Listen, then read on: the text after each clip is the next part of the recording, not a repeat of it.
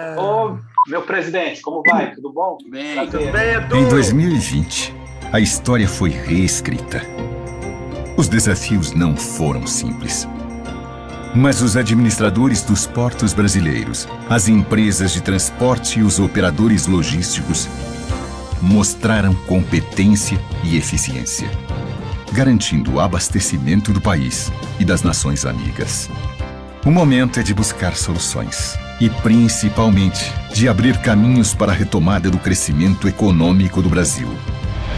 É aqui que o Brasil Export se insere, exercendo seu papel de liderança estratégica neste ambiente extremamente relevante para a nação.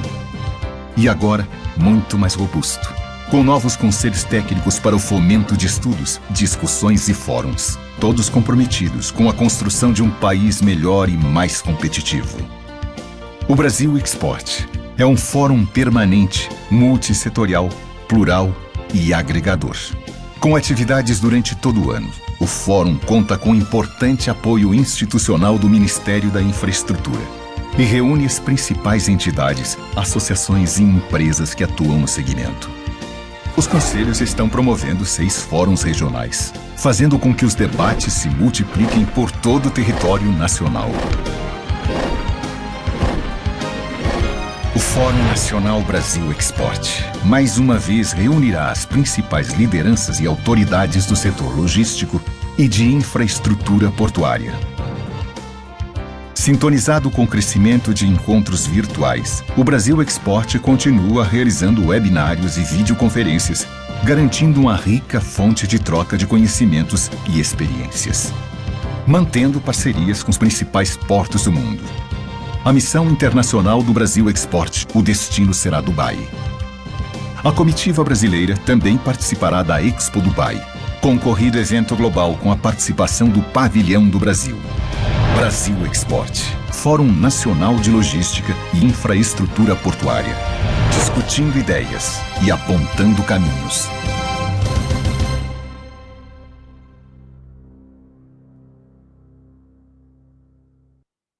Olá, muito boa tarde, amigas e amigos do Brasil Export. Hoje, a primeira live do Sul Export. Damos início à programação deste conselho tão importante. E hoje, casa cheia, né? Mais de 65 participantes até o momento, 66 agora. Lembrando que é um evento exclusivo, um evento para os conselheiros, um evento para os patrocinadores. Então, aqui um evento sempre de muita importância para o setor. Vejo aqui várias lideranças do setor, né, de diversos setores. Então, hoje um tema muito importante, a apresentação dos presidentes dos portos, perspectivas e desafios dos complexos portuários da região sul para 2021. Quero inicialmente saudar o moderador desta tarde, meu amigo Jesualdo Silva, presidente do Sul Export, presidente da BTP. Jesualdo, obrigado pela sua presença, tenho certeza que teremos uma tarde especial hoje aqui na agenda do Brasil Export. Quero saudar, como primeiro debatedor, Dr. Fernando Estima, presidente e superintendente dos portos do Rio Grande do Sul. Fernando, grande anfitrião da edição de 2021 do Sul Export. Mais uma vez, obrigado, Estima, pela sua presença, por acreditar na realização do Sul Export esse ano. Agradeço também a presença do Fábio da Veiga, superintendente do Porto de Itajaí. Fábio, seja bem-vindo, muito importante, Porto de Itajaí aqui presente nesta tarde. Quero agradecer e saudar Luiz Fernando Garcia da Silva, presidente dos Portos do Paraná, anfitrião da primeira edição do Sul Export. Fizemos um trabalho incrível no passado, Luiz Fernando. Mais uma vez agradeço todo o suporte que foi dado pela estrutura e pelo sucesso da realização do Sul Export 2020. E, por fim, quero aqui agradecer e saudar a presença do Ricardo Moritz, presidente da SCPAR. Ricardo, muito obrigado também pela sua presença, importante a sua participação nesta tarde. Hoje, com a presença dos 4, eu pediria que nós fizéssemos uma apresentação inicial de 15 minutos aí para cada um, para que nós pudéssemos depois realizarmos a rodada de perguntas aqui dos nossos conselheiros e patrocinadores. Então, Jesualdo, para as suas boas-vindas, eu já passo a palavra a você e, mais uma vez, agradeço a presença de todos. Muito obrigado, Fabrício. Acho que você já fez todas as apresentações, os agradecimentos, e eu dou as boas-vindas a todos, né? É um importante evento, o primeiro webinar lá da região sul, antes mesmo, né, do lançamento, né, do Sul Export, né? É mais importante conhecer sempre um pouco mais desses portos do Sul, que nesse ano aí de 2020, né, um ano atípico para todo o Brasil, mas nós vimos que lá eles experimentaram crescimentos e inovações, né? Navio 366 chegando, bateram um recorde na exportação, né? Sobretudo do agronegócio, até mesmo o segmento de contêineres também. Então, é importante a gente entender essa dinâmica lá do pessoal do Sul, né? Aliás, o Estima também teve um grande evento lá de aumento de calado, né? Uma dívida há tempos lá para o pessoal lá do Rio Grande. Então, vamos entender um pouquinho os complexos portuários lá do Sul, dos 3 estados lá do Sul, e as perspectivas, né? Não vou delongar mais tempo, de imediato já passo a palavra, então, para as suas considerações iniciais e a explorar as questões envolvendo os portos do Rio Grande. Eu passo aqui a palavra para o nosso superintendente dos portos do Rio Grande do Sul, o Fernando Estima. Por favor, doutor Fernando.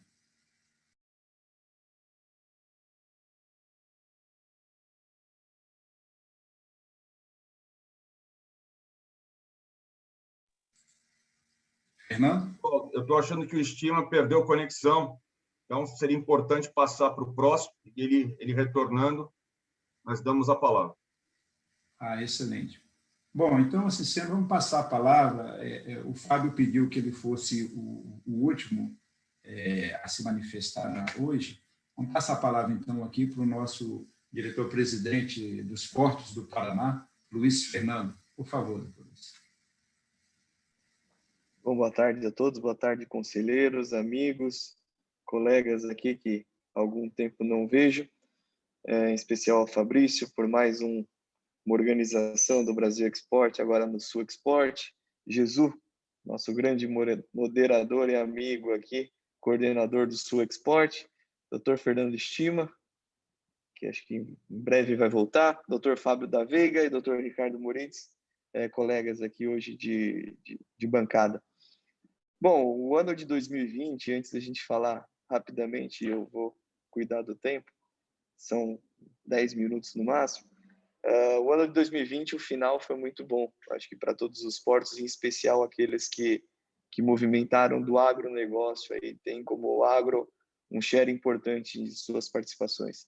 E atendo bem aqui ao estado do Paraná, eu trago um exemplo, nós movimentamos 57 milhões de toneladas, um volume expressivo para um porto aí com 4 quilômetros de cais, um crescimento aí de quase 10% da última movimentação histórica que foi alcançada em 2019. Então, um número surpreendente, isso foi discutido muito. Quando você tem o retrospecto do ano de 2020, a indefinição ou os anseios e medos que nós tínhamos ali em março, abril, sobre o comportamento de tudo, e nós vendo os resultados positivos no ano de 2020 em quase todos os portos, foi surpreendente. E eu acho que a gente aprendeu a lidar com a questão da pandemia. Os portos, não só aqui do Paraná, mas os portos nacionais se estruturaram para que continuassem os seus trabalhos, os trabalhos essenciais, com segurança aos trabalhadores, mas também atendendo a cadeia logística. E para esse ano não é diferente, tá?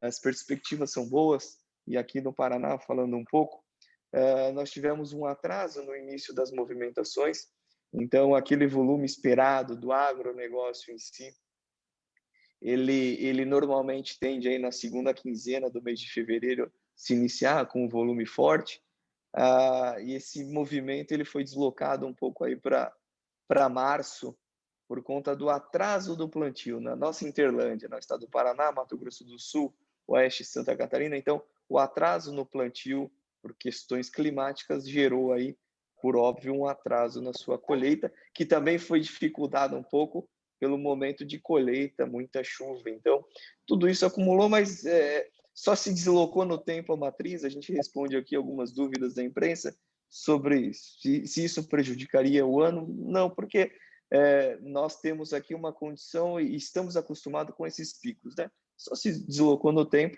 Pode haver algum encontro mais à frente, quando vir a safra do milho, normalmente é bem balanceado, né? O soja começa a sair e seu subproduto, o farelo, e o milho começa a entrar com a sua colheita. Pode haver aí algum ponto onde nos preocupe, mas no caso do Paraná, nós temos muito bem a divisão do soja, do açúcar, só o milho dividir espaço com soja. Mas as perspectivas são boas. E eu trago um número aqui recente de março. Nós temos aqui no Paraná, para quem não conhece, um pátio de triagem. Todos os caminhões que chegam com destino à exportação do agronegócio, seja independente do produto, farelo, o soja e o milho, eles têm uma classificação. Eles obrigatoriamente passam no nosso pátio de triagem, onde esses caminhões são organizados para serem destinados aos terminais de uma forma também organizada. Isso evita engargalamento, evita um prejuízo operacional, um custo operacional excessivo, por conta dessa organização que a gente procede, a autoridade portuária procede. E a hora que a gente tem essa condição de organizar, nós também temos a condição de dimensionar. Então, é um pátio com capacidade estática de 900 vagas, a depender do caminhoneiro parando. Às vezes eles param com o bitrem ocupando duas vagas ali, mas em média 900 vagas estáticas. E nesse mês de fevereiro a gente bateu o recorde de março, perdão, o recorde histórico de movimentos no pátio de triagem mensal.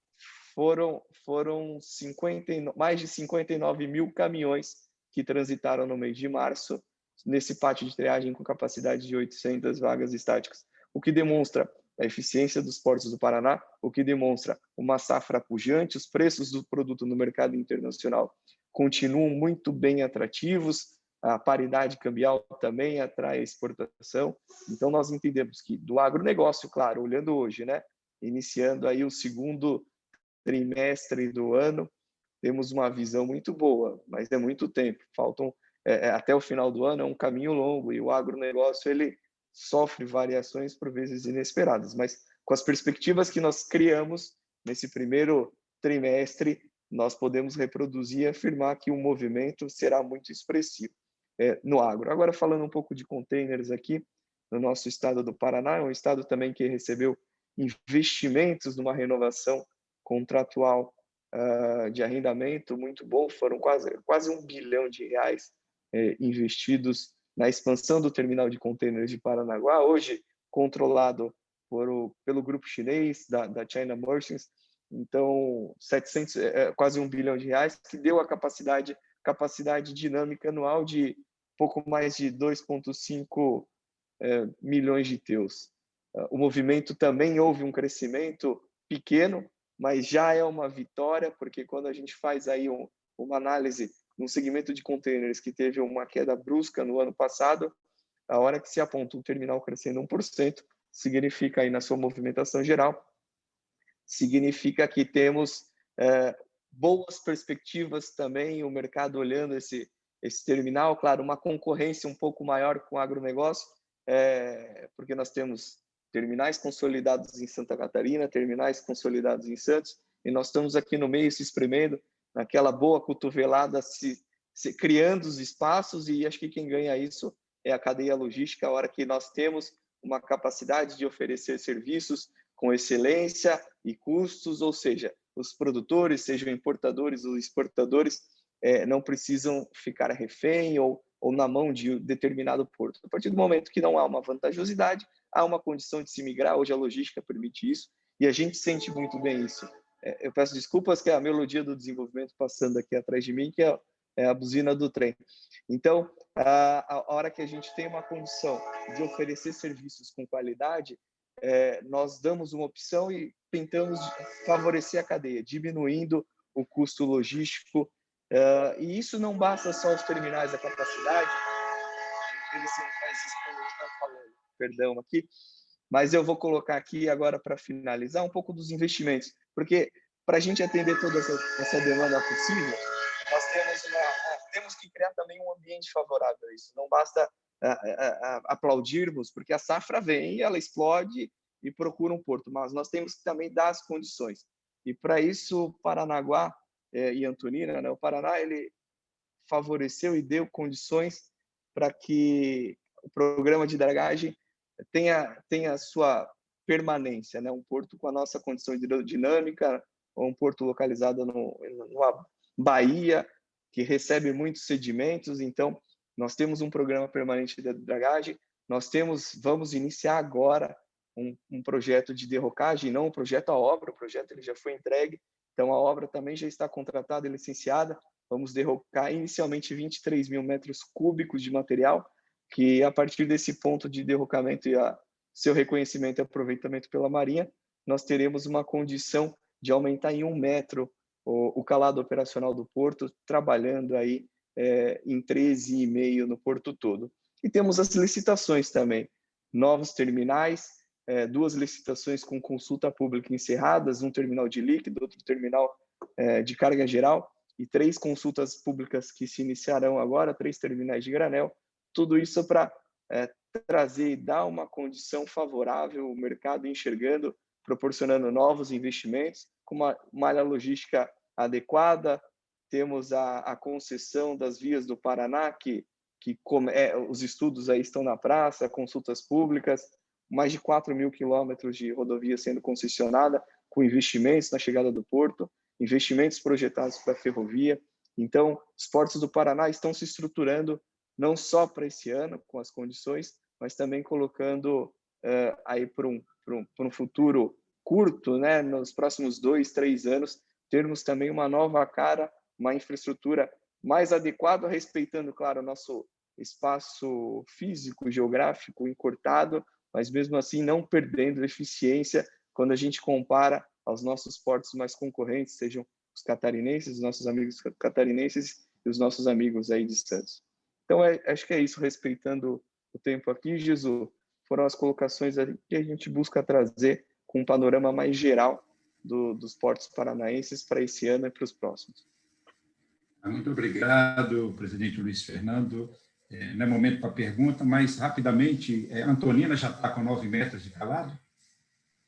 Antonina, ela teve seu aproveitamento, a gente fez uma batimetria, a gente aprendeu, e importante, só vou me estender 2 minutos falando da Marinha, porque eu lembro que o Brasil Export foi um fórum onde a gente discutiu a dificuldade de homologar as coisas na Marinha, e nós tivemos visitas à Marinha, ao CHM, nós entendemos, aprendemos a trabalhar com eles, então tivemos vários trabalhos aproveitados, na data de hoje, super importante para a gente. Antonina, nós tivemos no mês passado o seu aproveitamento, não em alguns pontos chegando a 10 metros, mas ficando limitado a pequenos pontos altos aqui de 8,9.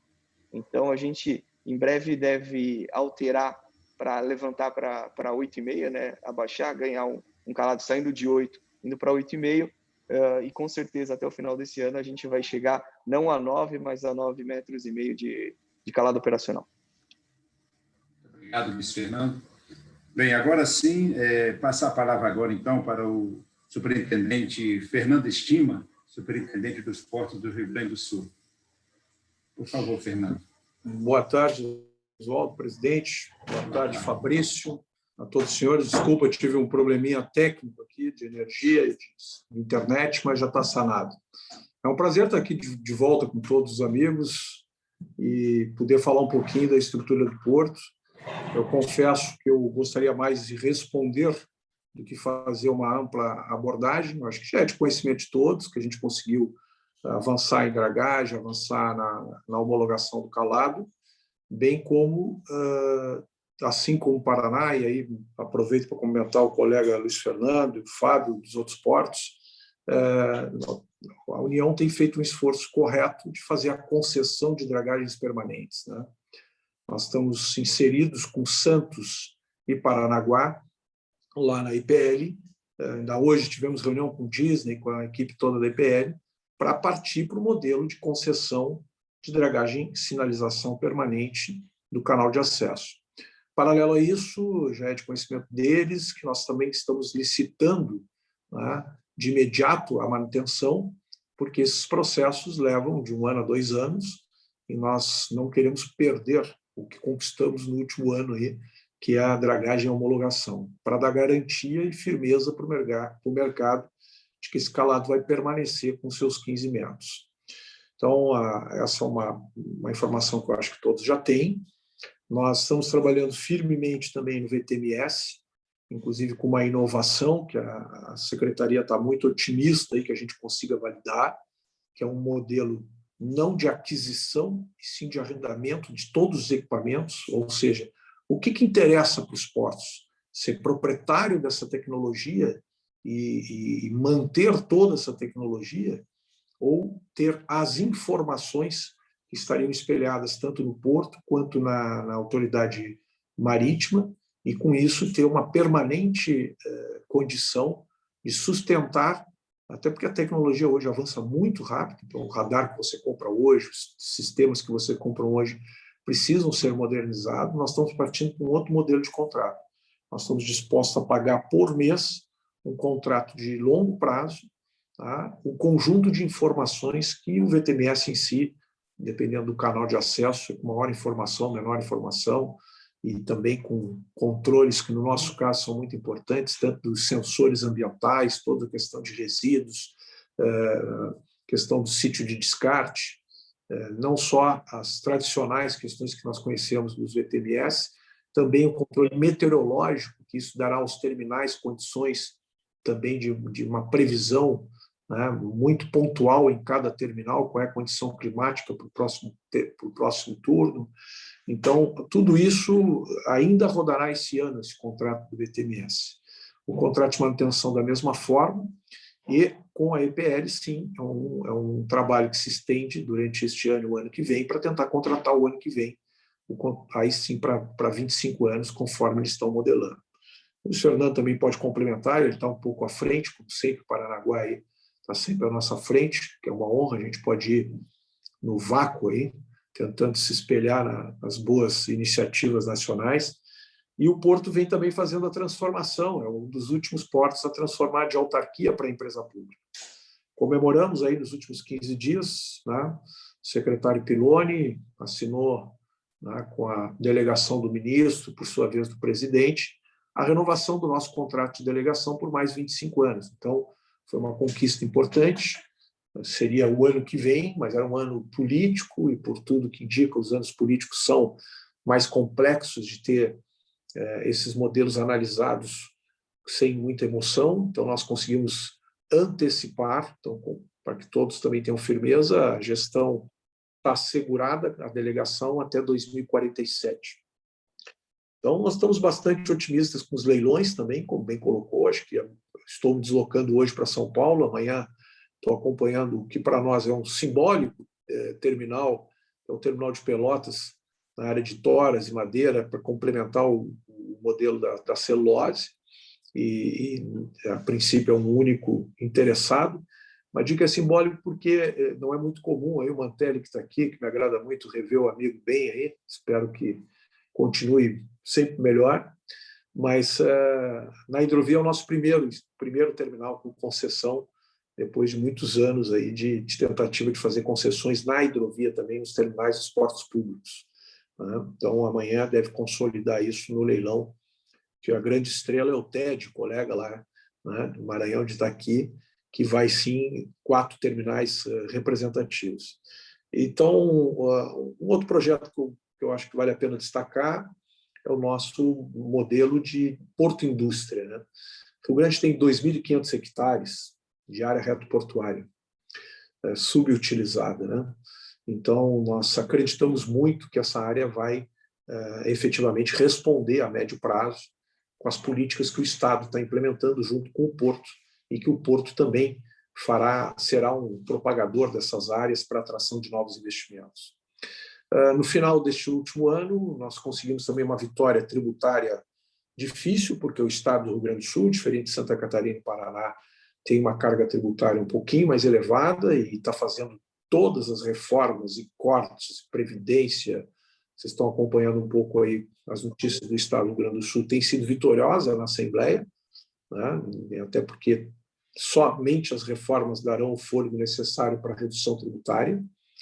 Conseguimos equiparar os impostos de importação com Paraná e Santa Catarina, o que vai reposicionar a carga no Rio Grande do Sul, porque nós perdíamos não para a logística, não para a eficiência, não para o porto, não para o calado, nós perdimos pela tributos, né? Conseguimos equiparar isso, foi para nós uma vitória importante. E também temos as sinalizações positivas, como foi a expansão também do prazo do TECOM, né, que é o terminal de contêineres, que também foi para 2047. E agora, eu acho que eu li aqui, né, a presença do Dalson, do Caio Viana, Termasa, Tergrasa, Grupo CCGL, devem estar nos acompanhando, que é um terminal importantíssimo, e que vai fazer a sua expansão agora, né, do seu TUP. Estamos findando as negociações para que eles possam efetivamente decolar o projeto, mas o compromisso do Estado é muito grande com essa pauta e reassumimos aqui publicamente, porque nos entusiasma e é importante. Né? O nosso plano mestre acusa, né, gargalos para a soja no Rio Grande do Sul. E também é verdade dizer que alguns projetos como a Yara, que acabou de investir 2 bilhões de reais, né, numa indústria de fertilizantes, está reformulando questões da logística também. Os caminhões que estão subindo até o Mato Grosso para levar fertilizantes que saem de Rio Grande estão descendo com soja também, uma grata surpresa aí de uma carga que apontou aí 300, 400, 500 mil toneladas no último ano, de uma logística reversa desses caminhões que estavam retornando aí para a Yara Fertilizantes. Então, acho que há novidade positiva, acho que nós todos comungamos do fato de que temos um ministro com uma janela de oportunidades de trabalhar com ele, com o Piloni. Acho que também trouxe a ANTAC para uma velocidade um pouco maior, o que se precisava há muito tempo, e os portos, no modelo esse de empresa pública, estão conseguindo ter indicadores. Os processos de desestatizações das docas também impõem um ritmo, uma competitividade maior. Os modelos de portos delegados como o nosso passam por reformas realmente expressivas. Nós estamos fazendo um plano de incentivo à aposentadoria e a meta é trabalhar com 1/4 do quadro atual, né, para ter... O porto vai se resumir, a gestão portuária é uma gestão estratégica e promocional e fiscalização. O restante, tudo que nós pudermos fazer, irá para a iniciativa privada, desde manutenção de boias, a concessão do canal, tudo que puder ser terceirizado será terceirizado, né? E assim a gente pretende se tornar mais competitivo. Segue aqui, Josualdo, o presidente, eu fico à disposição dos senhores, né, para as perguntas e respostas. Estamos com uma expectativa muito grande, né, de acomodar a palestra do governador aí, a pedido do Fabrício, do evento, e também de recepcioná-los, né, porque a vacina está avançando, nossa previsão é mais para o final do ano, e gostaríamos muito, aí, eu sempre brinco, de pagar esse churrasco com o maior prazer.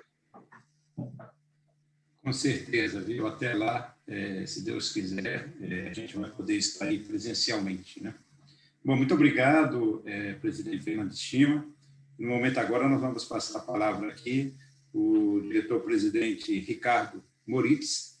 Não poderia deixar de falar, né, que nós temos aqui também um Ricardo Moritzas, né? Um nome aí quase que homônimo, né? Então, presidente da Santa Catarina, né, participações e parceria público-privada, responsável pela administração, né, de 3 portos, São Francisco, Imbituba e Laguna. Por favor, presidente Ricardo, está com a palavra.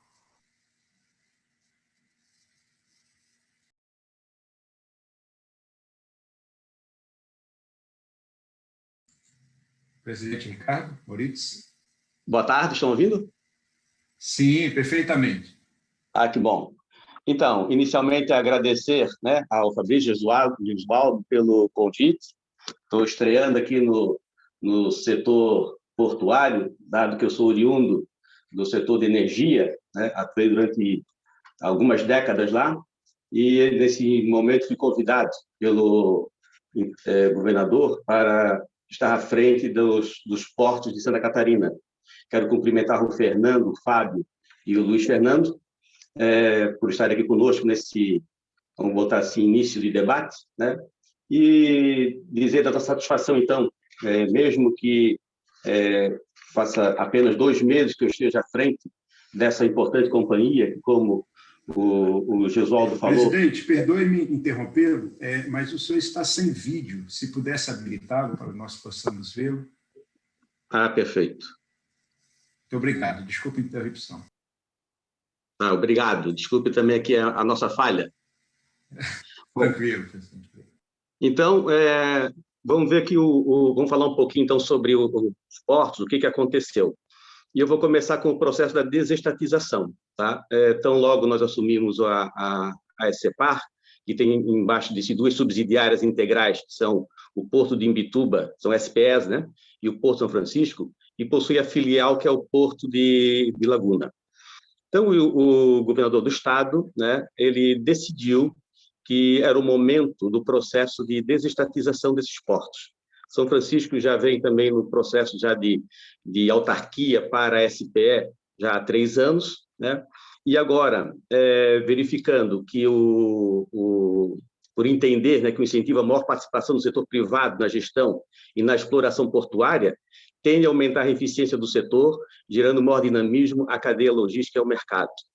Por mais que nós reconheçamos o desempenho dos portos, né, estatais, mas também vemos essa lacuna que existe em relação à capacidade de investimento, né, e também ao dinamismo de uma estatal em detrimento de uma empresa privada, com todo o respeito. Falando um pouco, então, sobre esse processo deu-se início da desestatização, ele é recente. O governador, então, já esteve conversando com o ministro da Infraestrutura e, apesar de não estarmos inscritos lá nos planos nacionais para a desestatização, restou acordado da possibilidade de fazermos em conjunto. Então, o Estado, em conjunto com a União, vai preparar o processo da desestatização. Tá? Ao mesmo tempo, o governo também estabeleceu, e tudo isso aí vai agora a projetos de lei para a Assembleia Legislativa, que a SCPAR fosse levada à sua extinção. Então, o meu papel aqui é o de preparar a empresa para a sua liquidação, né, visando sua liquidação, e, por outro lado, preparar a desestatização portuária. Tá? Ao mesmo tempo, isso é que nem um avião em pleno voo, querendo desmontar ele, voando, ele não pode cair, né? Então, ao mesmo tempo, tem que manter as operações, tem que manter a gestão portuária. Então, é um trabalho duplo de gestão da organização de todas essas tratativas, mas nós temos, então, as estruturas montadas nos portos para mantê-los firmes. É claro que o anúncio da desestatização afeta e afetou e continua afetando muito tanto os empregados como toda a comunidade portuária. Nós tivemos diversas reuniões já de audiências com esses afetados, mas, ainda assim, o que se verifica é que todo mundo está mantendo a posição no sentido de manter o porto firme, porque nada pode acontecer agora que afete a gestão portuária, né? Mesmo com a moral um pouco abalada. Então, isso nós reconhecemos essa situação, e à medida que o tempo passa agora no ano de 2021, entendemos que, quando for tornado mais claras regras para o processo de desestatização, começa a haver, então, o despressuramento. Porque o nosso projeto é de fazer um processo totalmente transparente, totalmente com diversas reuniões com as comunidades, já que são 3 municípios afetados, né? Cada um tem a sua característica, cada um reagiu diferente a essa informação, né? Essa divulgação da desestatização, um com mais força, outros, né, estão dando graças a Deus que vai acontecer alguma coisa para que o município possa se desenvolver, como é o caso, por exemplo, de Laguna, né?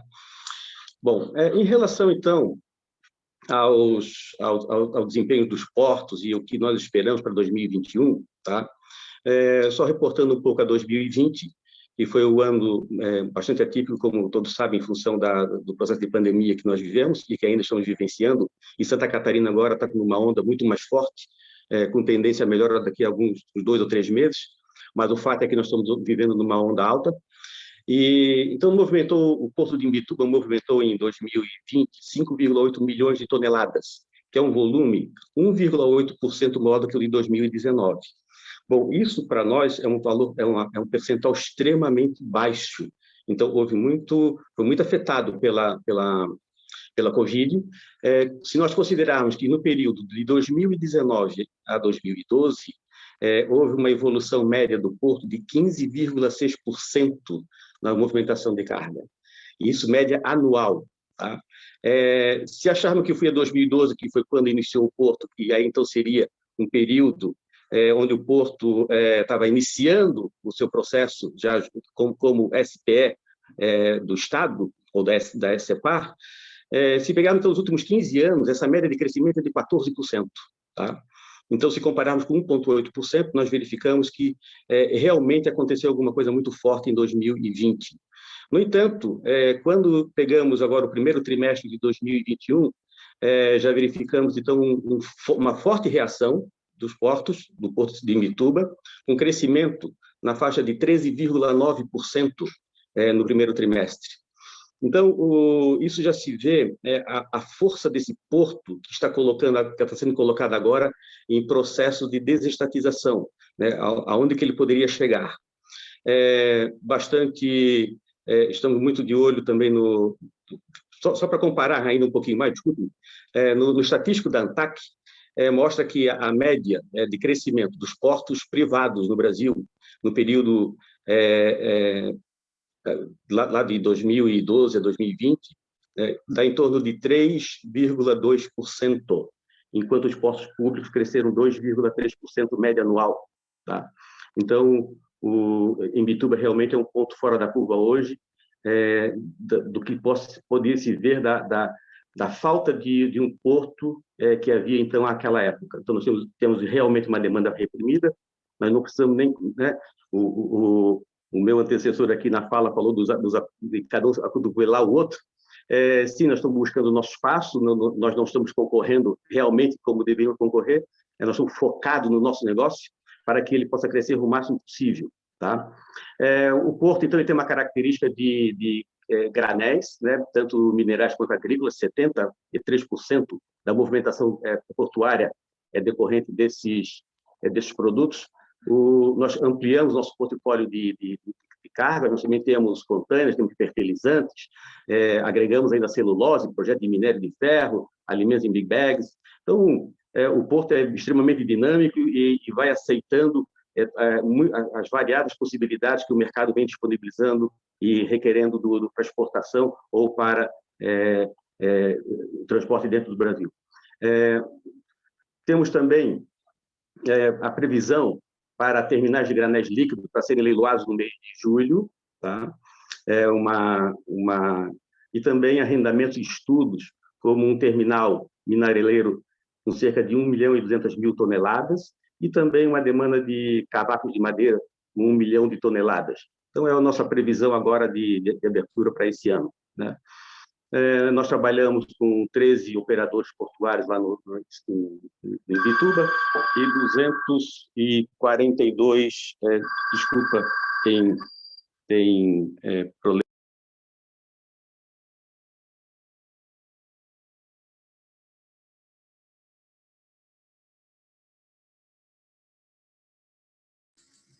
Presidente, o senhor está sem áudio. Desculpe. Agora sim, por favor. Obrigado. Então, nos stakeholders, né, nós temos 13 operadores portuários, com 242 trabalhadores portuários avulsos, né? No Porto São Francisco, já a movimentação foi de 11,8 milhões de toneladas em 2020. Se nós quisermos fazer uma comparação, o Porto de São Francisco ele movimenta o equivalente ao somatório do Porto de Imbituba com o Porto de Itajaí. O volume transacionado no ano passado foi 5,9% maior que o realizado em 2009. Então, o Porto de São Francisco é característico graneleiro, né? Então, é claro que a soja influenciou muito esse impacto no crescimento de aproximadamente 6%, né? Se compararmos não com o Porto de Imbituba, que foi de 1,8%, só que a característica do Porto de Imbituba é outra, né? Então, a soja teve esse desempenho no ano passado, né, do volume de exportações muito forte, e esse ano, agora no primeiro trimestre, deu uma arrefecida. O professor já falou sobre isso, né, o diretor do Paraná, sobre o problema do plantio, da colheita. Então, é o que nós estamos também sentindo agora, com uma retração de 5% no primeiro trimestre.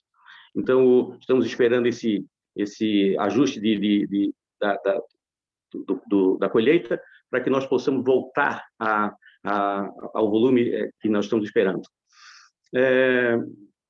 Então, o principal ponto que tem para o Porto São Francisco são os granéis sólidos para a exportação, responde por 55% do que nós exportamos, enquanto que a carga geral e o granel sólido para importação pelos demais 45%. Lá são 417 trabalhadores portuários, é uma cidade, eu não diria que é uma cidade portuária, mas é um porto que tem uma cidade. É impressionante a vinculação daquela sociedade em relação ao porto, né? Também tem uma característica dos nossos portos, o índice de gestão da autoridade portuária. Então, na última medição efetuada pela Secretaria Nacional dos Portos, né, o Porto de Imbituba atingiu uma nota de 8,5, ficando em segundo lugar no ranking do Prêmio Portos no Brasil, e enquanto que o Porto de São Francisco foi com nota 8, ele ficando, então, em terceiro lugar no mesmo ranking. Tá?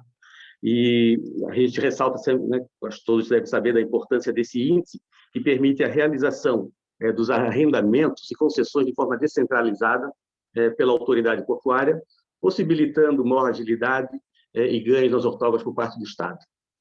Em relação ao Porto de Laguna, eu diria que é aquele porto que tem ainda uma situação de gênero, né? Ele está como porto delegado, né? Porém, ele é um terminal pesqueiro.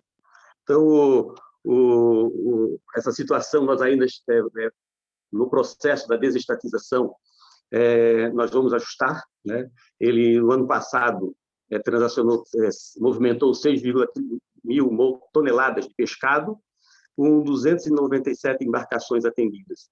Então, é um terminal pesqueiro assim, bom, ele tem uma característica assim, muito forte aqui no sul do Brasil, e ele está precisando realmente de um parceiro estratégico, privado, que possa fazer com que ele efetivamente aumente cumpra o seu papel dentro do município e para o Estado.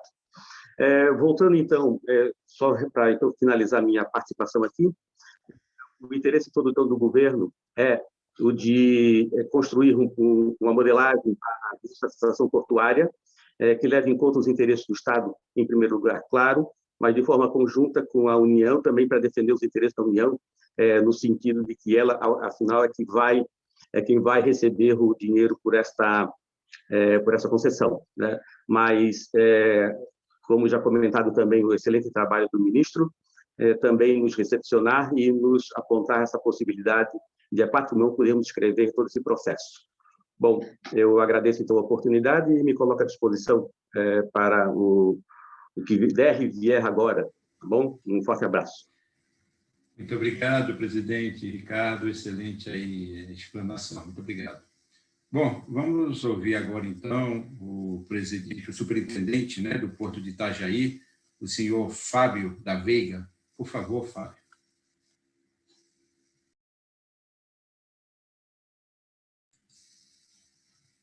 Fábio? Pronto, vamos lá. Estava com dificuldade aqui de ligar o microfone. Primeiramente, boa tarde a todos. É um prazer estar participando desse fórum de discussão, né? E, nesse sentido, queria agradecer ao moderador, ao Dr. Gesualdo, e também aos nossos colegas aí, Fernando Estima, Luiz Fernando, e o nosso conterrâneo Ricardo Moures. De antemão, eu gostaria só de registrar a minha concordância quanto ao Luiz Fernando na questão do combate ao Covid, né? Eu acho que todos os portos brasileiros são exemplos nesse combate, quando todo mundo teve que continuar trabalhando, executando as suas atividades diuturnamente e conseguindo manter. Aqui em Itajaí, eu tenho que dizer que, apesar de estarmos num nível gravíssimo, já há mais de 30 dias da pandemia, a gente tem conseguido manter as nossas atividades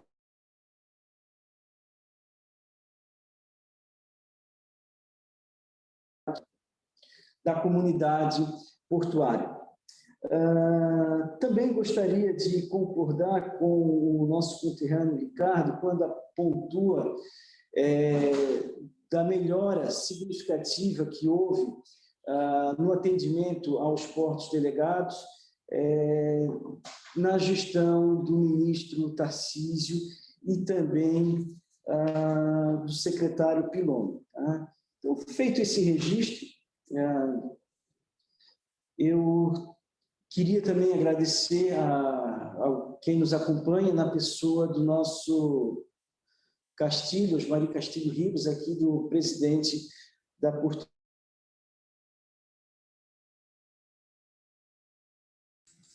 Eu acho que nós estamos com problema de conexão, né? Só um minutinho, ver se ele retorna.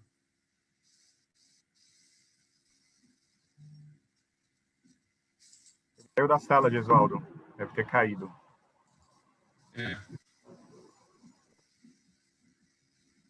Bem,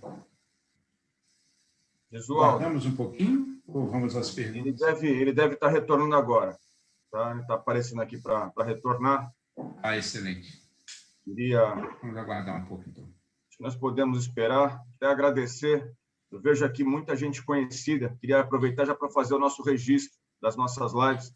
Agradecer aqui ao Angelino Caputo, Maurício Toledo da Bitra, agradecer ao Aloysio Sobreira, Raquel da Mercochip, ao André Zanin, da Fenamar, Dr. Benjamin Galotti, Beatriz Galotti, Fábio Silveira, da Galotti Advogados Associados, Cláudia Borges, da BTP, João Bosco e Arionor, da Praticagem, Elke Fogagnoli, da Piacentinho do Brasil, a Larissa Carvalho, dos Portos do Rio Grande do Sul, Roberto Taboada, Márcio Calves, Eduardo Lopes, da Associação Comercial de Santos, Ricardo Molitzas, do SOPESP, Sérgio Aquino, da FENOP. São algumas das autoridades aqui presentes. Além, é claro, do Roberto Gondim, da Apex, que tem sempre prestigiado aqui os nossos eventos, e de diversos conselheiros de norte a sul. Mais uma vez, com a casa cheia, aí 80 participantes, estamos aí com todos os conselheiros aí, representantes de todos os nossos conselhos. Então, Gesualdo, não sei se o Fábio já retornou. Se o Fábio retornou, nós passamos para ele. Fábio? Não, né, Bruno? Não. Então, abre a série de perguntas, Gesualdo. Você já tem algumas inscrições. E o Fábio retornando, a gente dá a palavra para que ele faça depois as considerações finais. Excelente, pessoal. Essa questão virtual, essas coisas acontecem, né? Todos estamos acostumados com isso. Bem, vamos passar, então, aqui agora as perguntas. Eu só vou pedir aos colegas que forem fazer as perguntas, né, que as faça diretamente a um único interlocutor, tá bom? Por favor, o primeiro inscrito aqui é o Sérgio Aquino. Por favor, Aquino. Gesualdo, parabéns aí pela coordenação, parabéns pelo Suexport, Fabrício também, em nome de vocês, eu cumprimento a todos. Só um minutinho. Está me ouvindo? Estão? Sim. Ok? Tá, o doutor Fábio acabou de entrar, o Sérgio Aquino. Então, eu espero ele. Pode, por favor, por favor. Por favor, presidente Fábio.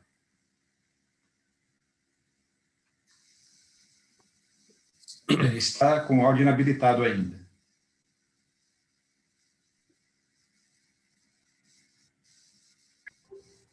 Agora sim, por favor.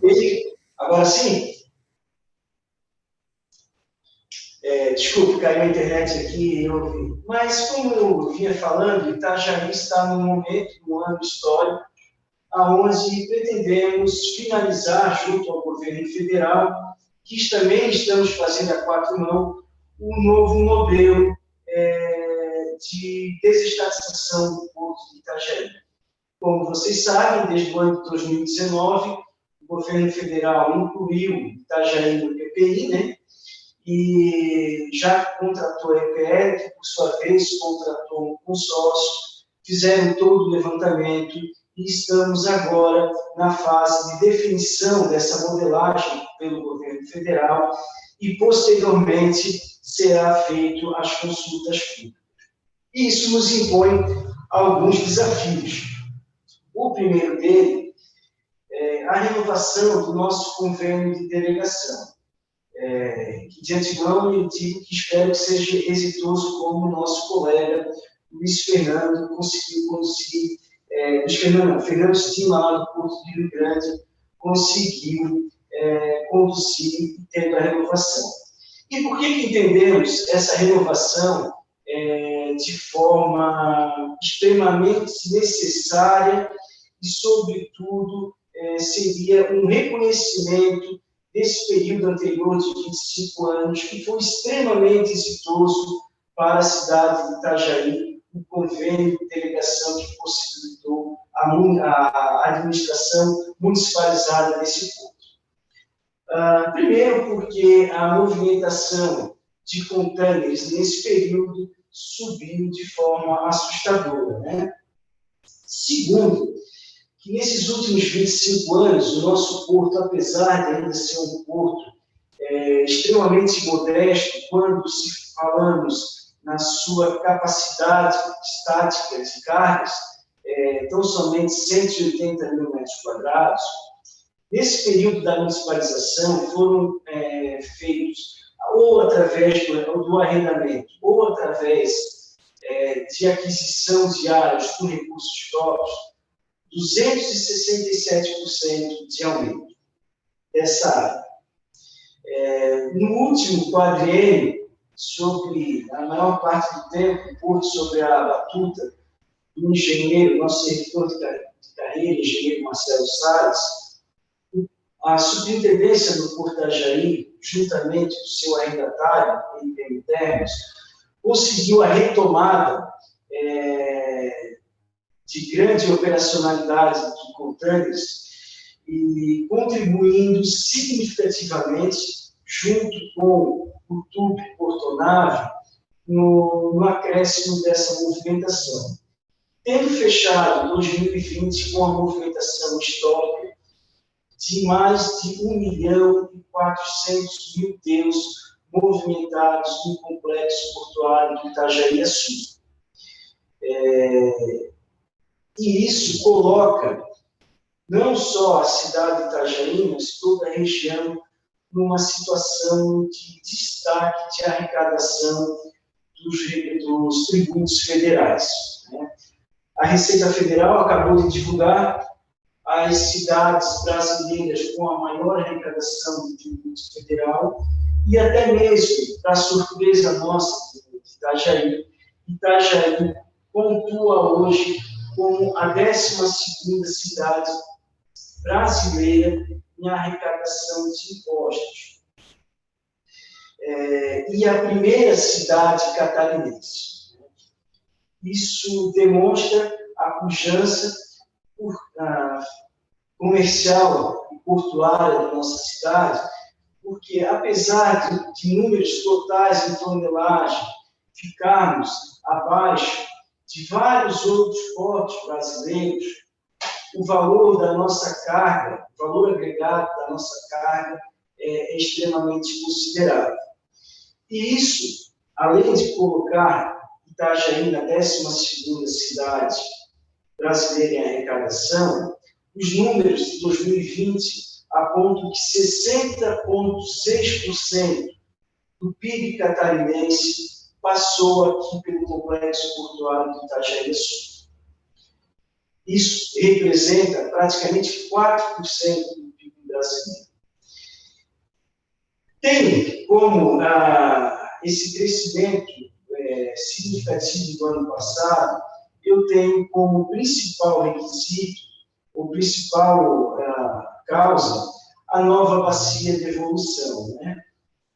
Que, por uma coincidência, eu estava, naqueles meses, respondendo pela superintendência, e ela entrou em operação em 16 de janeiro do ano passado, e no período de um ano houveram 300 manobras de navios acima de 300 metros de comprimento nessa nova bacia de evolução, permitindo, inclusive, a atracação do APL Pales, em junho do ano passado, com 347 metros de comprimento.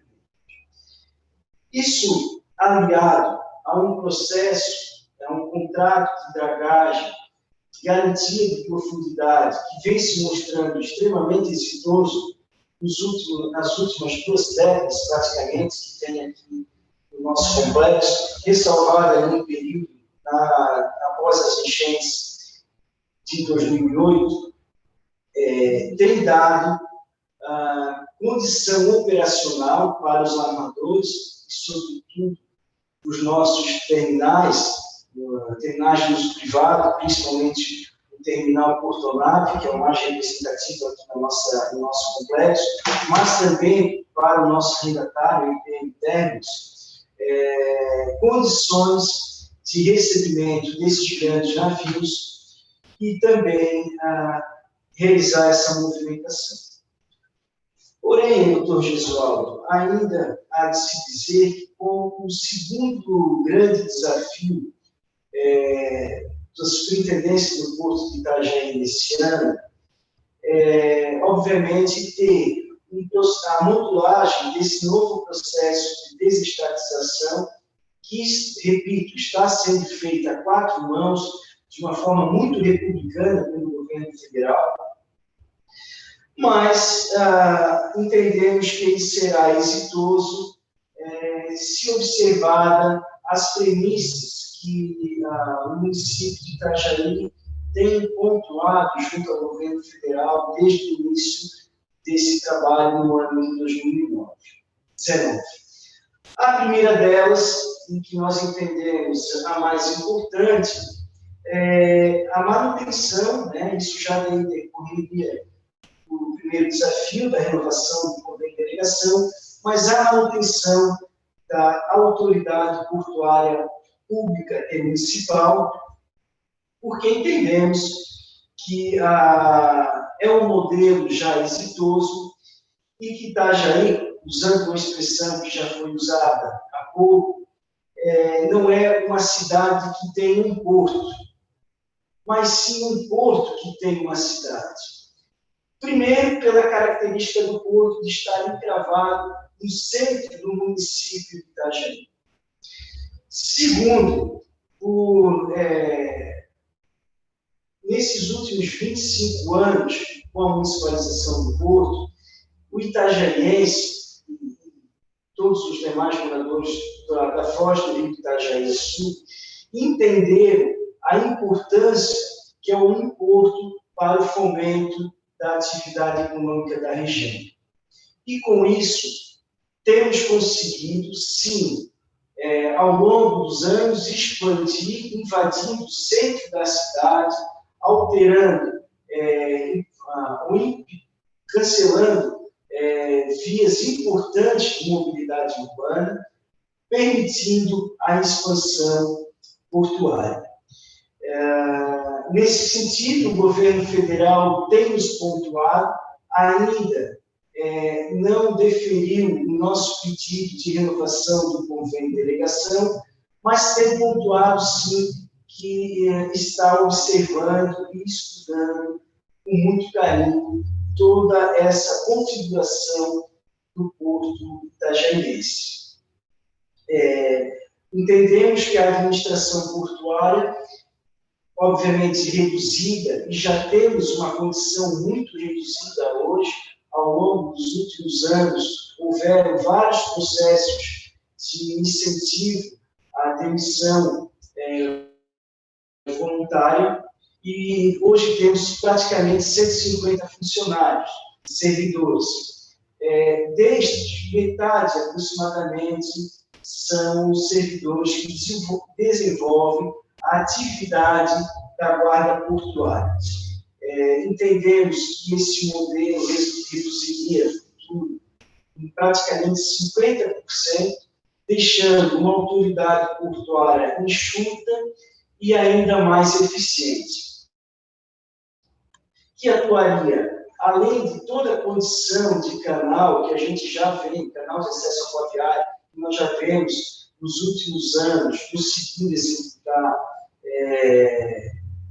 com êxito, dando profundidade e segurança na navegação aos armadores, atuaria ainda como uma fomentadora da atividade portuária tentando, inclusive, desenvolver outros terminais, uma nova zona logística que tem sido realizado em consonância, até pela nossa característica municipal, em consonância com o governo municipal de Itajaí. E presidente, se o senhor pudesse, aí, nos próximos 2 minutos, concluir, para a gente passar para as perguntas. Muito obrigado. Exatamente. E como último grande desafio para esse ano é manter o porto competitivo e atrativo nesse período de transição. E fazendo isso como? Investindo em tecnologia, né? Em inteligência artificial, em Power BI, que nós já iniciamos esse processo, e também uma melhora nos controles de dados meta-oceânicos que permitem esses navios acessarem o porto de Itajaí, esses grandes navios, mesmo estando uma condição operacional extremamente restrita por estarmos na foz do rio Itajaí Sul. Investindo em melhorias de governança, tá? Desenvolvendo, pleiteando a certificação da ISO 9001, que é da qualidade total, e também do 37001, que são o anti-suborno, a demolição de um armazém que nos permitiria um acréscimo de 12% na nossa condição operacional, e a interligação do RAC, que é o resíduo alfandegado contínuo, que o doutor Marcelo Salles iniciou há 2 anos atrás, com um grande processo de desapropriação, e que estamos finalizando agora para finalizar esse processo. Então, em linhas gerais, seria nesse sentido, e ficamos à disposição para maiores perguntas, agradecendo desde já a oportunidade. Nós aqui agradecemos, presidente Fábio, a sua disponibilidade em participar desse nosso evento. Bem, agora vamos, então, às perguntas, só relembrando, então, os nossos convidados, né, ao fazer a pergunta, que nomeia aí um dos nossos convidados, né, palestrantes, que fará a resposta, tá bom? Assim sendo, presidente Sérgio Aquino, por gentileza. Novamente, boa tarde, que naquela hora tivemos probleminha lá de som. Cumprimento o Fabrício por mais um grande evento, não é? A bela e eficiente coordenação do nosso competente presidente da BTP, Gesualdo, cumprimento a todos. E, em nome, que não poderia deixar de mencionar, falando em Sul Export, em nome de Willy Mantelli, né, nosso líder portuário, eu cumprimento a todos que estão participando desse evento.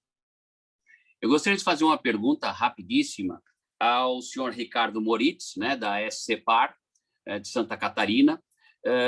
Durante muitos anos, né, sempre se comenta, e comentava, ainda se comenta, da característica do estado de Santa Catarina por deter praticamente todas as modalidades de administração e de atividade portuária, né? TUPs, porto municipalizado, porto estadualizado, porto sob administração privada, como já foi o porto de Imbituba. Diante desta característica multifacetária portuária de Santa Catarina, e com a informação de que o estado de Santa Catarina entendeu que deve sair da administração dos portos que estão sob sua gestão, eu gostaria, sem aqui fazer mérito se o modelo A, B ou C é o mais adequado, mas eu gostaria de saber do senhor Ricardo se o Estado de Santa Catarina analisou, antes de já encaminhar ao governo federal, 2 outras hipóteses de encaminhamento.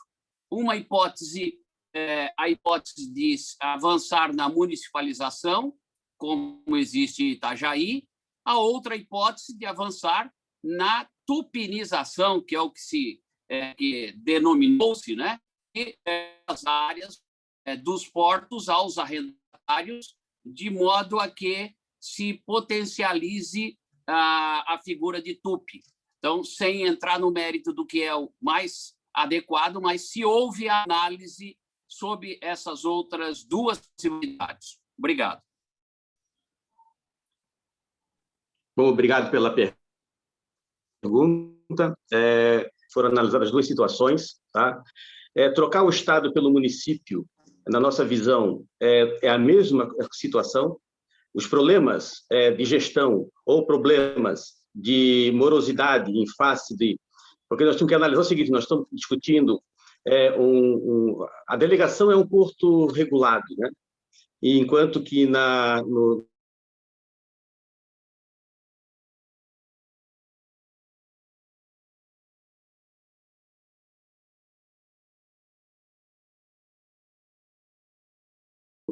que é o porto privado.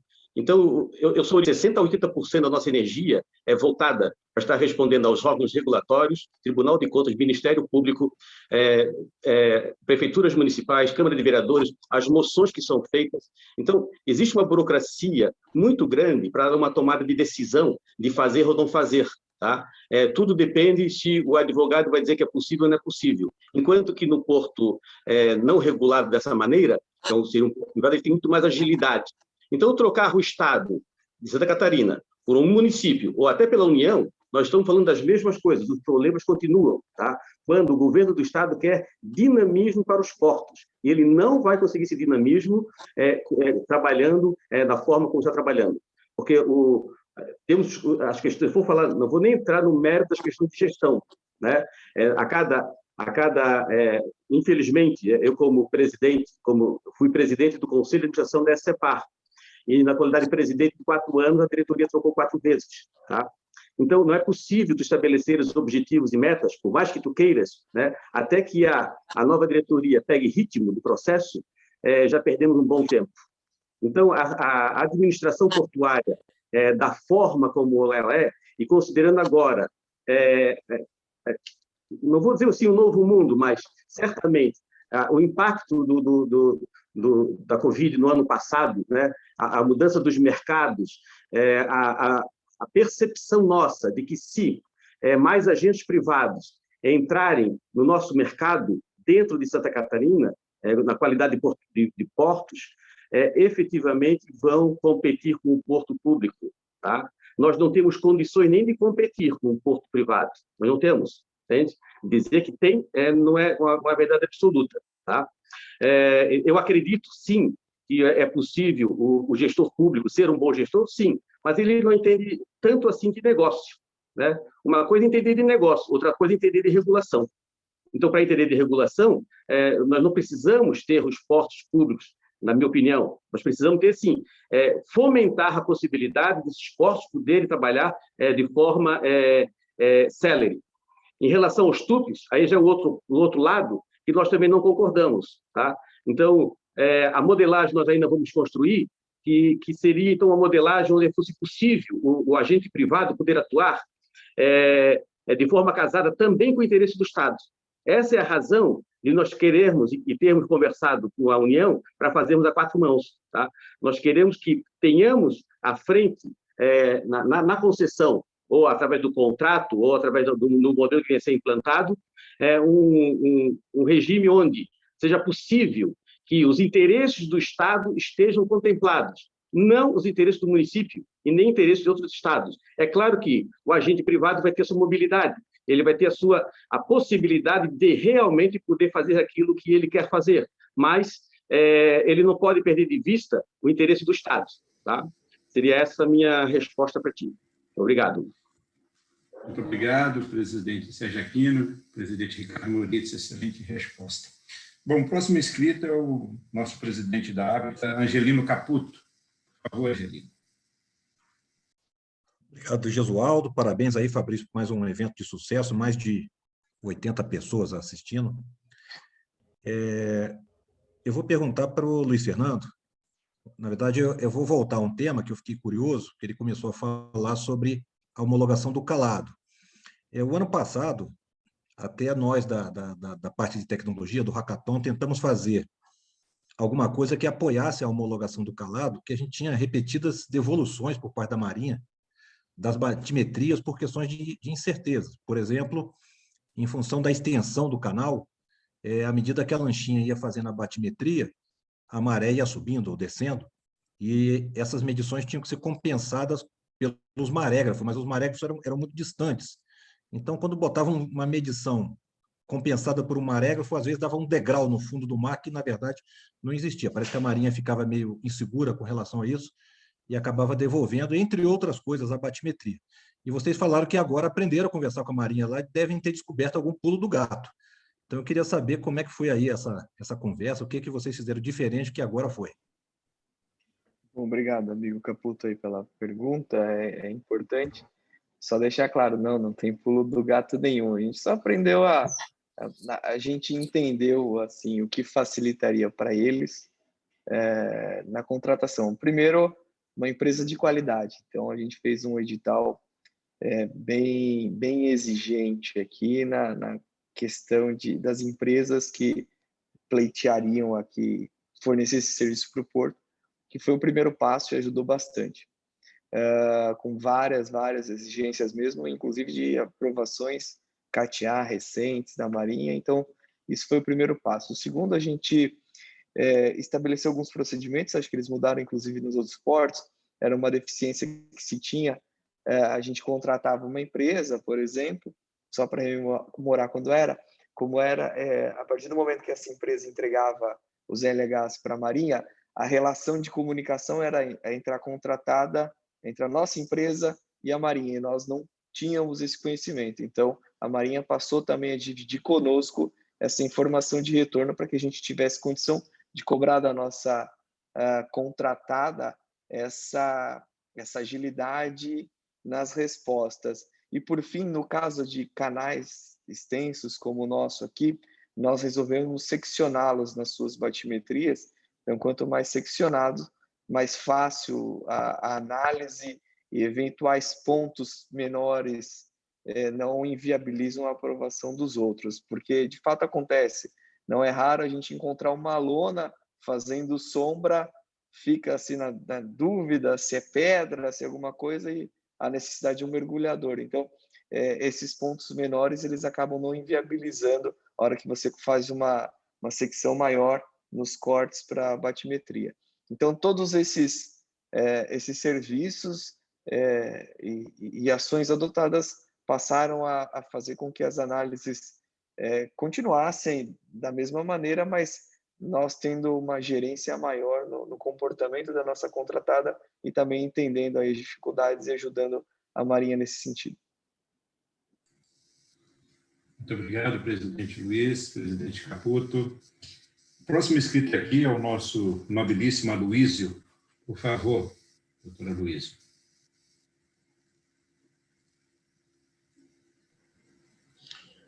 Boa tarde, Jesualdo. Obrigado por ter me passado a palavra. Parabéns ao Fabrício, Campos. Prazer em rever meu amigo Luiz Fernando, que agora só vejo aqui no Sul Export.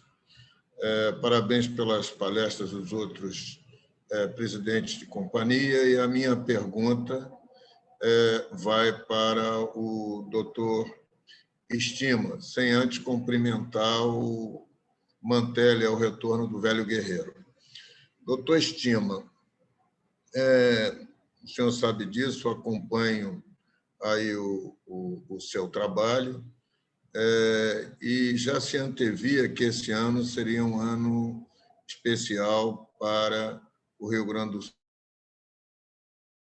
a Superintendência de Portos e de Hidrovias, já que hoje há um comando único. Então, uma boa parte da logística está na sua mão. Depois, o senhor falou aqui de algumas realizações, ou seja, realizações muito importantes. O senhor assinar um novo convênio de delegação, o seu horizonte, o horizonte do Estado, passa para 25 anos. O senhor está falando da realização do VTMS. O senhor também falou sobre a concessão dos serviços de dragagem, levando em consideração uma permanência tarifária em níveis aceitáveis, e da mesma forma que também deixar de ser um problema as questões de calado, quando se tem uma uma concessão em que os calados e as profundidades vão ser por resultado. Aí eu tenho uma pergunta a fazer ao senhor.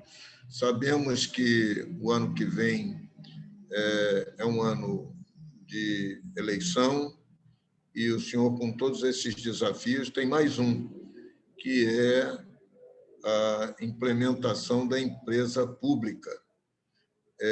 Quais são suas expectativas, num ano tão curto, do senhor atingir esses objetivos e, ao mesmo tempo, fazer com que o Porto de Rio Grande, aí eu já não falo mais sobre a administração completa, venha a ser realmente o Porto do Cone Sul? Essa é a pergunta, doutor Fernando, fora o prazer de vê-lo aqui. Muito obrigado, doutor Aloysio, pela pergunta. Serei breve e as considerações são tremendamente pertinentes. É desafiador. O Porto de Rio Grande, todos sabem, ficou muito tempo estagnado, vivia num modelo que achava que podia mandar, depois da Lei 12.815, desrespeitou a ANTAC, a SNP, seguiu assinando contratos com uma autonomia que não tinha. Bom, mas, enfim, repito, tem sido um prazer aí com o Ministério agora fazer de uma maneira célere o que nós deveríamos ter feito há mais tempo. E não é fácil, porque confesso que a proximidade nossa ao governador tem facilitado, porque esse modelo também dos portos delegados, em que o superintendente responde a uma secretaria que, por sua vez, acessa ao governador, e todos os pontos de decisão são muito lentos, né? Mas ainda mais numa área de autarquia, onde a autonomia financeira é menor, então você depende também da fazenda, você depende também do aporte jurídico, né, de uma procuradoria de Estado, o que é quase impossível hoje, com a complexidade que tem o setor, a gente ficar na mão de uma procuradoria não específica, né, de um escritório mais apropriado. Mas nós estamos prontos para fazer isso, né? Nós temos contratações que serão reveladas em breve, de profissionais que fizeram isso em outros portos. Estamos montando um time para, assim que passar na Assembleia, entre abril e maio, a gente use o ano fiscal deste ano de 2021 para findar todo o processo durante o segundo semestre. E quando virar o ano, nós vamos virar o ano com a empresa pública estabelecida, para que todos esses contratos que nós falamos já sejam realizados pela empresa pública. Estou muito otimista, acho que a gente trabalhou bastante com algumas questões que até imaginávamos que não íamos conseguir entregar, como foi a homologação, né? Até fazendo uma referência ao comentário feito antes pelo colega Luiz Fernando, né? O nível de controle hoje da Marinha chegou a uma questão, por exemplo, no canal de Rio Grande, em 25 quilômetros, tinha dentro do canal uma identificação de uma batimetria que restringia em 75 centímetros o restante de todo o canal. Então, nós corríamos o risco de não conseguir passar de 14, 14,5, quando a pretensão era 15, a obra foi feita para isso, né? Tivemos que colocar um mergulhador e era um pneu de trator. Então, olha que nível de risco e tecnologia nós estamos inseridos se não tiver realmente o que o Luiz Fernando colocou agora. Ter a empresa com a Marinha, mas com a autoridade perto para conseguir fazer a homologação do canal. Só fazendo essa referência que me lembrei aí em cima da fala do Fernando. Mas a minha expectativa é virar o ano com a empresa pública constituída e dos desafios que sofremos nesses últimos anos, acho que esse é grande, mas não é impossível. Estamos montando um time qualificado que em breve a gente vai poder anunciar, são conhecidos de todos nós, mas eu espero um pouquinho para que a gente confirme a contratação de pessoas capazes que já passaram por essa experiência e nós vamos conseguir também passar por isso. Muito obrigado pela pergunta e rever o amigo aí. Parabéns também pelo Nordeste Export. Obrigado, Estima. Não respondeu sobre o Cone Sul, hein? Se você vai ser o Porto do Cone Sul. Eu quero responder que alguns perguntam, né, se nós estamos perdendo carga para Santa Catarina, outros perguntam que não temos tal especialidade que tem no Porto de Paranaguá. Eu acho que a logística ela tem que se comportar com essa visão mais regionalizada. Eu diria que os portos do Cone Sul são os 3 portos do Sul. Obrigado, presidente Fernando Estima. Bom, o último inscrito aqui é o Giovanni. Por favor, Giovanni. Olá, boa tarde. Obrigado, Gesualdo. Parabéns aí pela condução. Um abraço ao aniversariante de sábado, nosso querido presidente Zé Roberto Campos, e a todos que estão aí presentes, ao Mantelli. Gostaria de perguntar ao Estima. Estima, você falou aí sobre a pujança do Rio Grande, como está se desenvolvendo Pelotas, mas eu queria ouvir um pouquinho sobre Porto Alegre, porque eu sempre achei que Porto Alegre podia ser um centralizador de cargas industriais e servir meio que de transshipment para a Lagoa dos Patos ser ocupada, ou a rodovia rumo lá ao sul, né? Então, me fala um pouquinho quais os projetos para Porto Alegre. Essa semana, prazer em rever o amigo aí bem, espero que a família também esteja bem. Eu acho que o desafio, quando se fala, não é somente Porto Alegre, né? A hidrovia, nós temos uma complexidade, um complexo portuário um pouquinho atípico, né? Para que todos aí estejam aliados. A Lagoa dos Patos não é à toa que o apelido dela é Mar de Dentro, dimensões de 750 quilômetros navegáveis, 14 TUPs, 3 portos públicos integrados com essa estrutura. Então, tem áreas magníficas aí que estão sendo melhor utilizadas com esse movimento de tupilização posto aí, né? Nós não precisamos mais de um novo porto marítimo, nós precisamos usar as nossas águas calmas e ter uma cultura maior de hidrovia para nos conectarmos com o porto marítimo. Então, esse é o nosso entendimento, e não é também não somos contra que qualquer da iniciativa privada encontre economicamente viabilidade para colocar no Mar Bravo um novo porto, que nos parece que não é muito a lógica do momento. Mas eu acho que Porto Alegre vai ter que entrar nesse movimento que iniciamos aqui com Pelotas, de novas concessões. São 8 quilômetros de orla, que, por um lado, é muito positivo, mas, por outro lado, está numa capital, está dentro da capital, né? Então, tem restrições de trânsito, tem restrições de carga, então tem que encontrar sua vocação. Amanhã está o BNDES fazendo uma visita com seus técnicos para aquela modelagem dos 2 quilômetros da ponta do projeto da orla, né, da revitalização de toda aquela orla mais histórica, que vai ficar magnífico, por sinal.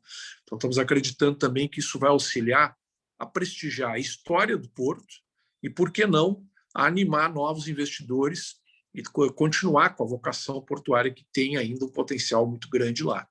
Mas há uma mudança cultural e uma mudança também do modelo da hidrovia, né? Nós entramos com os navios de maior porte, com 1/3 da sua capacidade, que é o que o calado permite, né? E tem aí uma revisão que eu acho que nós temos que fazer juntos dos tipos de embarcações e ter uma cultura também de desburocratizar a hidrovia.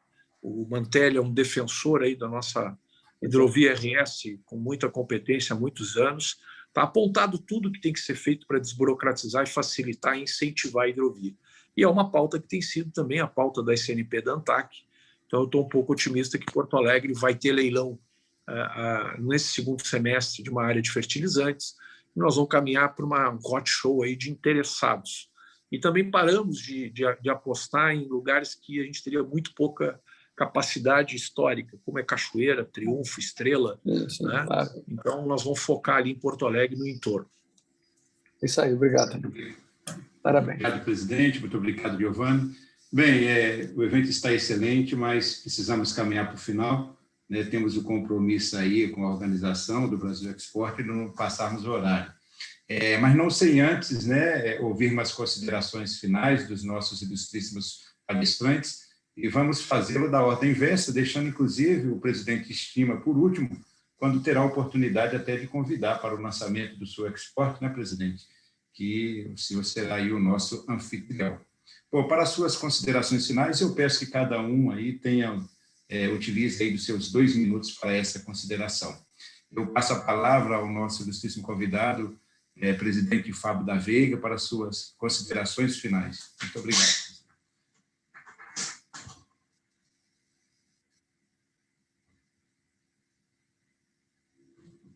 Está sem áudio, sim. Vamos lá.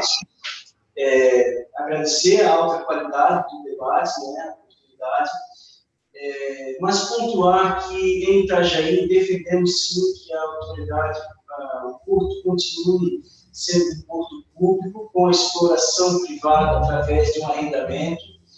Como já falei, o entendimento nosso aqui é que é exitoso esses últimos 25 anos e que é necessário, sim, efetivar o modelo de landlord, dando autonomia às autoridades portuárias e dos portos públicos. Eu entendo que os portos públicos estão sendo cobrados, muitas vezes, com uma falta de gestão, por uma concentração que começou no governo Dilma, principalmente, das decisões em Brasília. Então, pontuar que nós vamos continuar defendendo a autoridade portuária pública e municipal e defendendo, sim, a autonomia desses portos, como vários dos integrantes aqui, tenho certeza que também acreditam. Então, agradecer e parabenizar aos organizadores. Muito obrigado, presidente Fábio da Veiga. Passo a palavra agora ao presidente Ricardo Moritz, as suas considerações finais. Está sem áudio, presidente.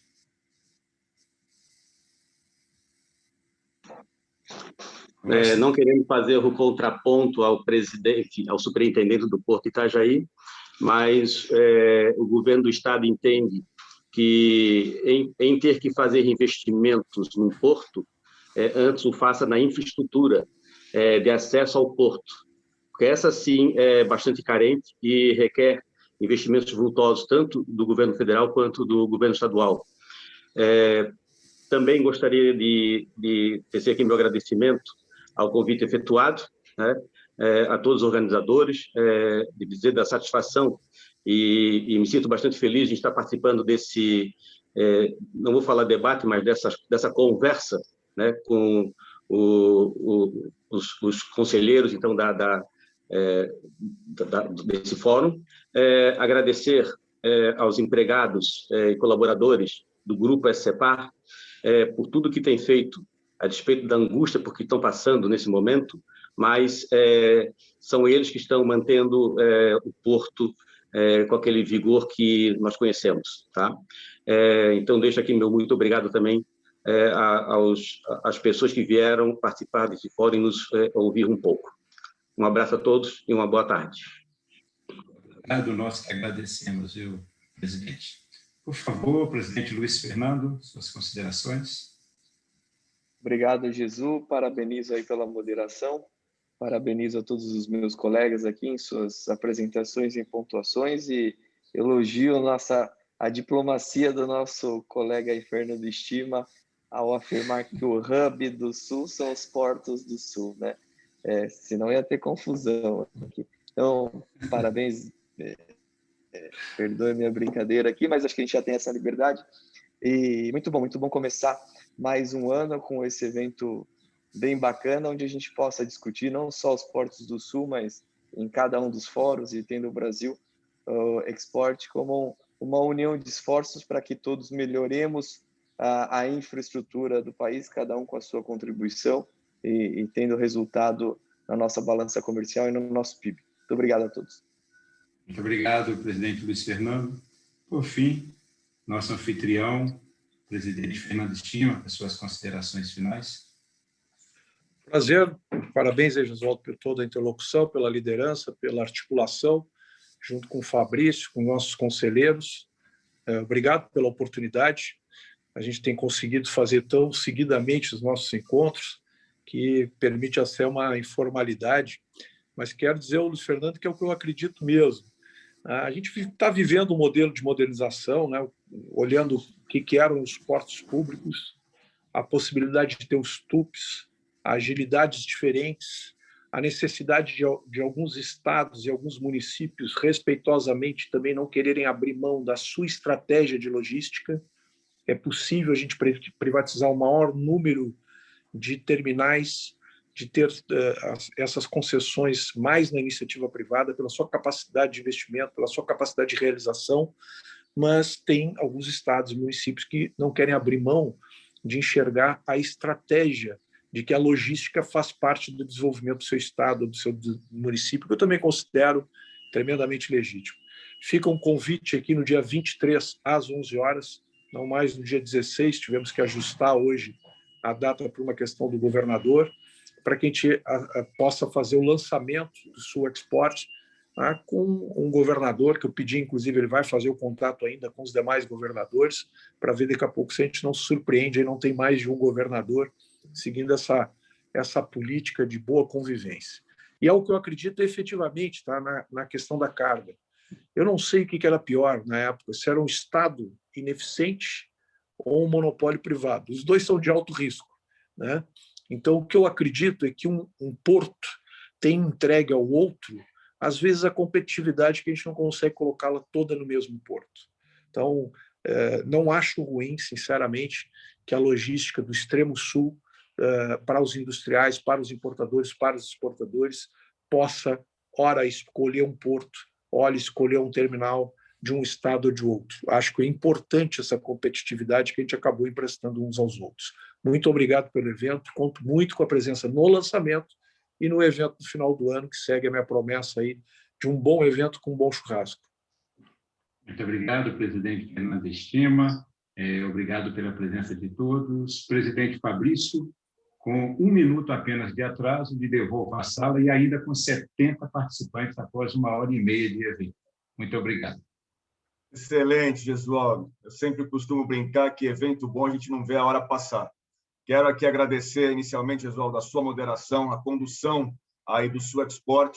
E aqui quero também pegar carona na fala do nosso presidente Fernando Estima, mas do presidente Luiz Fernando, o quanto é importante realmente essa mudança de conceito, né? Quando portos da mesma região começam a enxergar que são portos complementares e não portos concorrentes. Eu acho que o grande objetivo do Sul Export é exatamente esse, trazer esse relacionamento, trazer essa troca aqui entre os portos e criar esse convívio entre conselheiros, entre as autoridades. Então, estou muito feliz. Iniciamos com o pé direito essa jornada do Sul Export. Agradeço ao presidente Fábio da Veiga, agradeço ao presidente Ricardo Moritz, agradeço mais uma vez ao presidente Luiz Fernando e agradeço, Fernando Estima. Tenho certeza que dia 23 teremos um grande evento com a presença do governador. E, diante de tantas notícias ruins, eu preciso encerrar aqui e a felicidade, que eu acho que é geral aqui, ter aqui a presença do nosso grande embaixador do Sul Export, como eu costumo brincar, Dr. Mantelli, sempre um prazer tê-lo aqui conosco. Muito, muito importante a sua presença aqui nesta tarde de hoje. A todos uma ótima tarde, um ótimo final de dia e voltamos com a programação dia 12 aqui no mesmo espaço do Brasil Export. Muito obrigado pela presença dos nossos conselheiros e patrocinadores.